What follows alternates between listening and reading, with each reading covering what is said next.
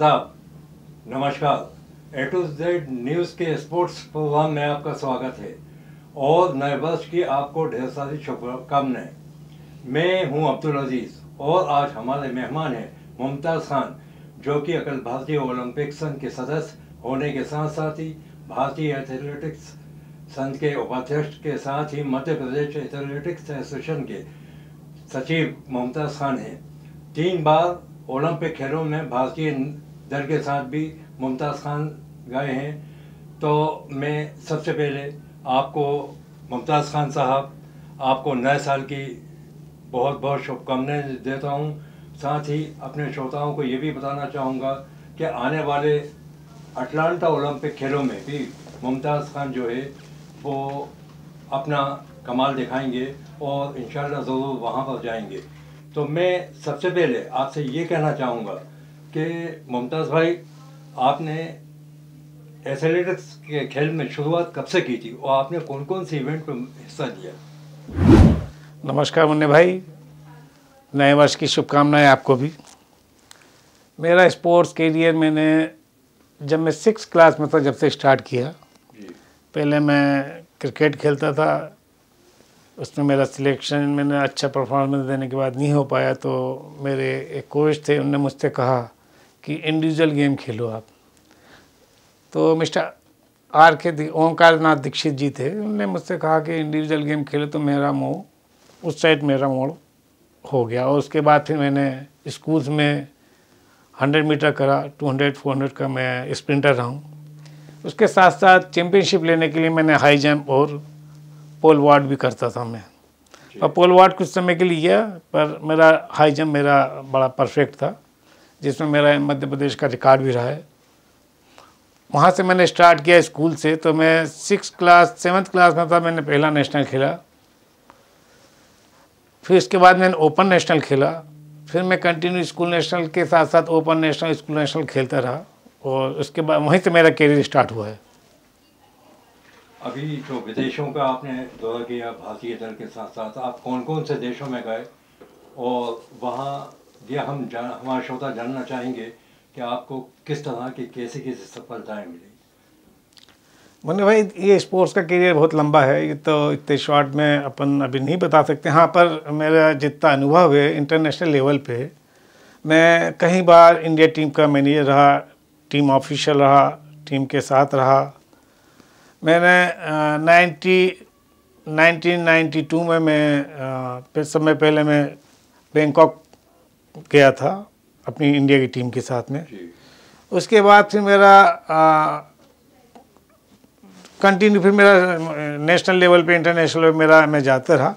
फिर उसके बाद मैं Asian track and field Jakarta में मैं गया था। उसमें मेरा टीम का काफ़ी अच्छा परफॉर्मेंस रहा और मैंने टीम को बहुत अच्छी तरह संभाला। उसके बाद मैं जकार्ता के बाद फिर मैं मलेशिया गया। मलेशिया के बाद मैं साउथ कोरिया गया। उसके बाद मैं एशियन गेमों में गया कई बार। मैं बीजिंग ओलंपिक में रहा, मैं लंदन ओलंपिक में रहा, एशियन गेम में रहा, मैं दोहा एशियन गेम में रहा, गोंजाओ एशियन गेम में रहा। चाइना में भी मैं 2-3 बार मैं इंडिया की टीम लेके जा चुका हूँ और बहुत सारे देशों में मैं गया हूँ। मैं इतनी जल्दी तो यहाँ मतलब उसका वर्णन करना बहुत मुश्किल है। हाँ, पर जब टीम के साथ जाते हैं तो बहुत सारी मेरे को बहुत ज़्यादा जिम्मेदारी रहती है कि खिलाड़ी खेलने जो जा रहे हैं उनका पूरा ख्याल रखना पड़ता है, चाहे उनका पूरा वीज़ा हो, चाहे उनका वहाँ टिकट हो, टिकटिंग के बाद रिटर्न टिकटिंग हो, वहाँ का जो एकोमोडेशन है, रुकने की व्यवस्था है कैसी है। उसके साथ साथ सब में बड़ी ख़ास चीज़ ये देखना पड़ती है कि मेरे साथ में पूरा दल भी रहा एशियन गेम में, जिसमें बड़े बड़े तुम्हारे स्टार अंजू बेबी जॉर्ज हो गई या तुम्हारी साइनी विल्सन हो गई। हाँ, और उसके अलावा दूसरे गेम की मेरे साथ में बच्चे न, चाहे वो तुम्हारी टेनिस खिलाड़ी सानिया मिर्ज़ा हो और अभी भी ये सब मेरे साथ में रहे बच्चे लोग। तो इसमें ख़ास चीज़ ये ध्यान रखना पड़ता है कि इनका शेड्यूल क्या है स्पोर्ट्स का, जो ओलंपिक में जो पार्टिसिपेट करते हैं ये। तो उस पार्टिसिपेशन के पहले उनकी जो एक्सरसाइज है और उनका जो वहाँ का उनका जो सिस्टम है कि स्टेडियम कितने दूर है, उसके उनको पहले वहाँ वार्म अप करने जाना है तो सुबह कितने बजे जाना है, इवेंट कितने बजे स्टार्ट है, कितने बजे रेस्ट करना है, कितने बजे मसाजर आ जाएगा। तो ये सब चीज़ शॉर्ट आउट करना पड़ती है। मैं शॉर्ट में बता रहा हूँ आपको। तो क्या रहता है कि तो मैं पहले उनकी तैयारी करवानी पड़ती है खिलाड़ियों की, कि भाई उसका इवेंट 10 बजे है तो उसको वहाँ पे 9 बजे पहुँचना है, 8:30 बजे पहुँचना है, तो 7 बजे निकलना है। निकलने के बाद उसका रेस्ट रूम में उसकी क्या सुविधाएं, उसकी क्या डाइट है और वो किस टाइप का हल्का खाना लेगा, और प्रैक्टिस के पहले वो वार्म अप करेगा, उसके बाद फिर वो अपने इवेंट में जो है उसमें पार्टिसिपेट करेगा वो। तो उसमें बहुत सारी चीज़ें रहती है, अलग अलग सिस्टम से वो रहता है। और उसके बाद उनका रिटर्न का भी रहता है, उनका यूनिफॉर्म का रहता है। यूनिफॉर्म जो देती है ओलंपिक संघ जो देता है उसको ये आपको पहनना पड़ता है। आप दूसरी यूनिफॉर्म नहीं पहन सकते क्योंकि वो स्पॉन्सर्ड रहता है ओलंपिक, इंडियन ओलंपिक का। और भी लोग हैं अपने कोई जो बहुत सारे खिलाड़ी हैं जिनके खुद के स्पॉन्सर भी हैं। अभी जैसे हिमा दास है, उसका स्पॉन्सर एडिडास वाला आ गया है, तो वो उसके कपड़े पहनती है, पर वहाँ पे ये सब चीज़ अलाउ नहीं होता। जो इंडिया किट होती है, इंडिया का मोनो होता है, वही पहनना पड़ता है।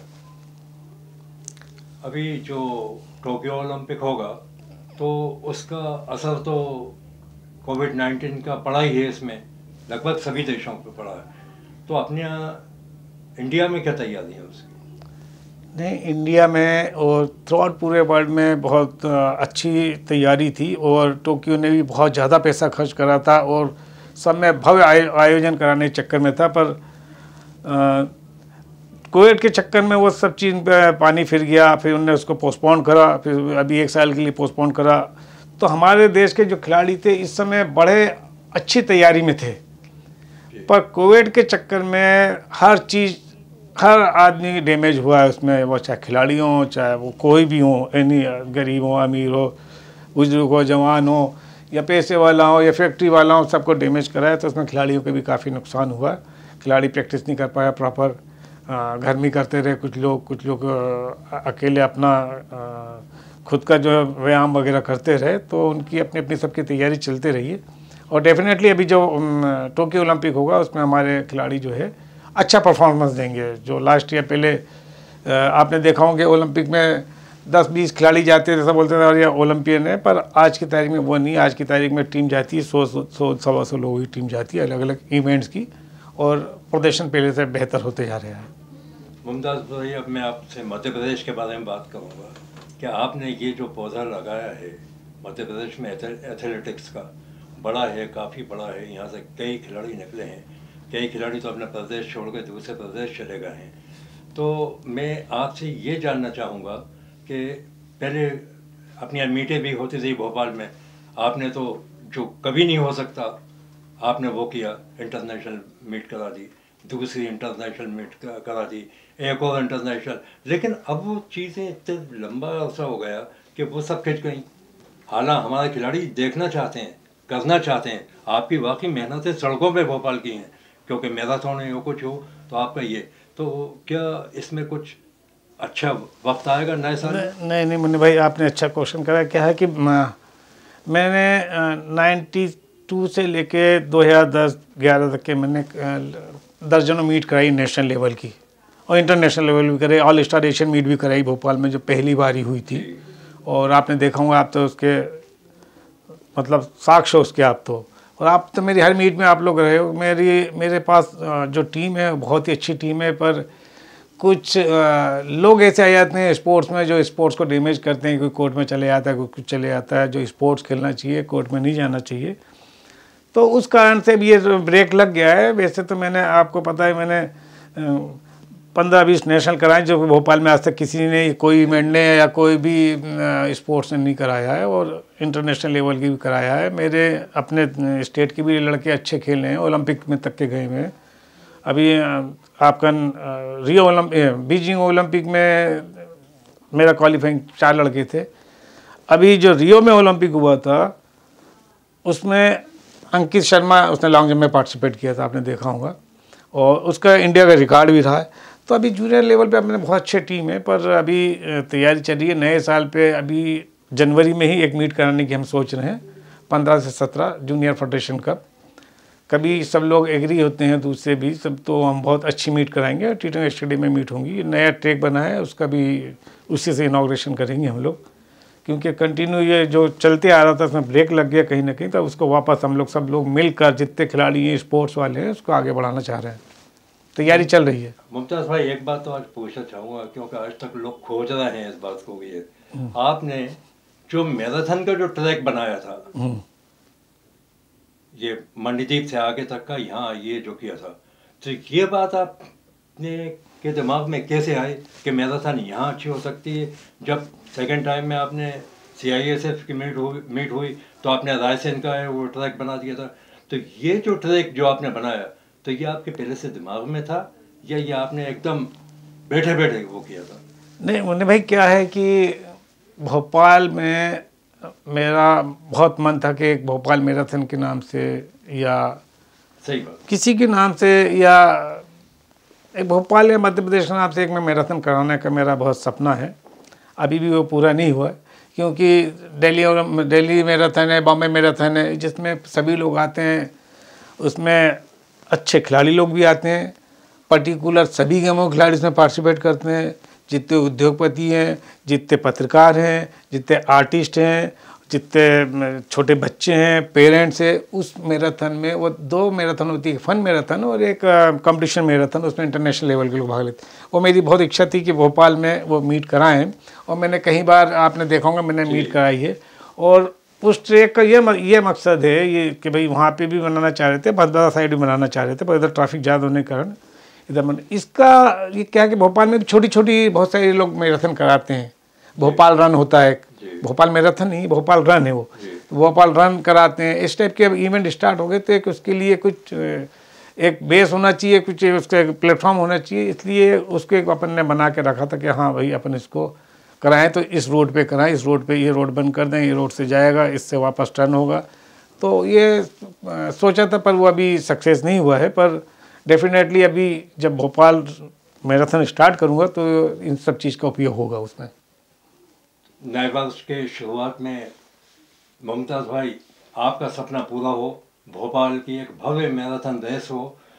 मैं आपसे आखिरी सवाल ये करना चाहूँगा कि आप जो आने वाले जो बच्चे हैं, युवा पीढ़ी है, इसको क्या संदेश देना चाहेंगे? युवा से मैं बोलूँगा कि भैया अभी बहुत मॉडर्न समय है, जिसमें बच्चे लोगों को कुछ चीज़ें, जैसे कंप्यूटर बच्चों को फ़ायदे पहुंचाता है और फिज़िकली लॉस भी पहुंचाता है। कुछ फिज़िकली मतलब ब्रेन को जो है वो स्ट्रॉन्ग भी करता है, पर ज़्यादातर बच्चे लोग कंटिन्यू मोबाइल पे और कंप्यूटर पे इस पर सब बैठे रहते हैं और ग्राउंड पे नहीं जाते हैं।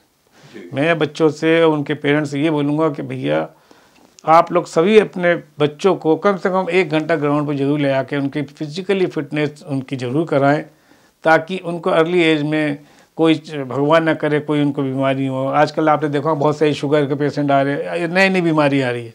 तो जब स्ट्रॉन्ग आदमी रहेगा, अभी कोविड में भी जितने स्ट्रॉन्ग है उनको कोविड ने दूरी अवॉइड कर रखा है, तो स्ट्रॉन्ग रहेंगे तो हर चीज़ से स्ट्रॉन्ग रहेंगे। आप पढ़ाई में भी स्ट्रॉन्ग रहेंगे, खेल में भी स्ट्रॉन्ग रहेंगे, लाइफ में भी स्ट्रॉन्ग रहेंगे और आप काम मजबूती कर सके। इसलिए मेरा ये संदेश है कि हर बच्चों को कंप्यूटर मोबाइल से 1 घंटे के लिए दूरी बनाकर ग्राउंड पर जरूर जाना चाहिए, ताकि वो फिजिकल फिट रहें और देश के लिए, प्रदेश के लिए अपना योगदान दें और गौरव बढ़ाएं अपने देश का, प्रदेश का, और खुद के लिए भी बेनिफिट रहेगा उसका। खाने के लिए भी तो बताइए, पौष्टिक आहार खाने के लिए। पौष्टिक आहार मुन्ने भाई, अब पौष्टिक आहार का अभी समय थोड़ा सा चेंज हो गया। पौष्टिक आहार पहले हम लोग जब दौड़ लगाते थे, खेलते थे, तो रात में चने भिगा देते थे, मूंगफली के दाने इसमें डाल देते थे। अब वो सिस्टम चला गया है। अब नए नए क्रेटें और नए नए फूड्स आ गए, नए नए आपके क्या बोलना चाहिए, विटामिन्स आ गए हैं जो कि डब्बे में पैक मिलते हैं। तो पर उसमें बहुत नुकसान भी होता है, हार्म्स के लिए बहुत दिक्कत वाली चीज़ें। तो वो अपने कोच से या डॉक्टर से पूछ के लेना चाहिए। जितने भी क्रेटीन है या विटामिन से या फेट का जो भी है, वो अपने कोच से अपने कंसल्ट करके लेना चाहिए। तो अब वो ज़रूरी भी हो गया थोड़ा थोड़ा। खेलने के बाद स्ट्रॉन्ग रहने के लिए अंडे वंडे इसकी बहुत ज़रूरत होती है दूध के लिए। ये तब चीज़ अलग है। इसके अलावा फिटनेस के लिए आपको आपका मसाजर होना चाहिए, आपका डॉक्टर होना चाहिए, आपका थेरेपिस्ट होना चाहिए। ये सब चीज़ें, बहुत चीज़ें हैं, बहुत ज़रूरी है। क्लाइमेट की बहुत ज़रूरत है कि क्लाइमेट भी अच्छा होना चाहिए। हिल पे ज़्यादा जाना चाहिए रनिंग और प्रैक्टिस करने के लिए, ताकि वहाँ पे हिल पे ऑक्सीजन की कमी रहती है, आप अपना ऑक्सीजन का लेवल बढ़ा लेते हो तो नीचे आने के बाद आपको बहुत सारी बेनिफिट मिलती है। टेक्निकल चीज़ें हैं मुन्ने भाई, इस पर तो बहुत लंबी डिबेट होगी तो आपसे डिस्कशन हो पाएगा। पर आपने मुझे बुलाया और आपका जो नया चैनल आपने स्टार्ट करा, मैं उसको धन्यवाद देता हूँ। और मैं चाहता हूँ खुदा से कि और ज़्यादा प्रगति उन्नति करें और ये स्पोर्ट्स पर्सनों को नए नए लेके आएँ, उनको दिखाएं, प्रदेश के बारे में बताएं। मेरी बहुत बहुत शुभकामनाएं चैनल को भी, नए A to Z को, और खिलाड़ियों को भी धन्यवाद दूंगा जो देख रहे हैं और वो जो कुछ सीखें। धन्यवाद। नए वर्ष की सबको शुभकामनाएं। तो ये थे हमारे मुमताज़ खान साहब। मैं अपने श्रोताओं को एक बार फिर नए साल की बहुत बहुत मुबारकबाद देता हूँ। साथ ही साथ हम आपसे ये वादा करते हैं कि हम आपको इसी तरह के जो लोग हैं, इसी तरह के खिलाड़ी हैं, इसी तरह के जो जानकार हैं, उनसे मिलाते रहेंगे। नमस्कार। नए साल की बहुत बहुत आपको बधाई।